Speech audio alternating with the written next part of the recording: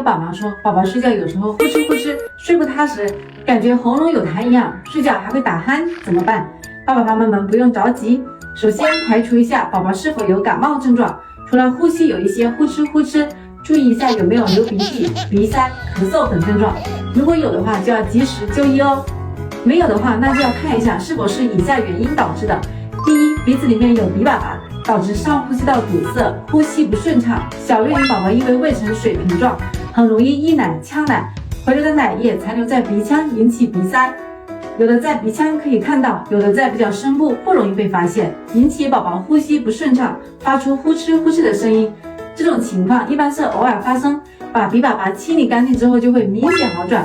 如果是有分泌物堵塞鼻腔，爸爸妈妈们千万不要随意去抠，避免鼻粑粑过硬，破坏宝宝的鼻腔黏膜，引起出血。鼻粑粑的时候给宝宝喷一喷，软化之后再用宝宝专用的小棉签带出来就可以啦。第二，喉软骨发育不完善。如果宝宝没有以上说的感冒症状，鼻腔也没有鼻粑粑，但是睡觉经常会呼哧呼哧、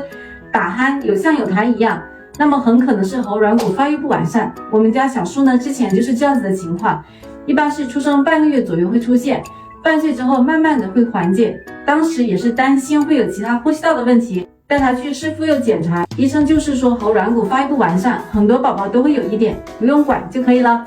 现在慢慢长大就好了，现在已经2岁多了，已经完全没有这个情况了。所以如果是这种情况，爸爸妈妈们也不用太过于担心，等宝宝自己慢慢长大就好啦。关注我，学习更多育儿知识。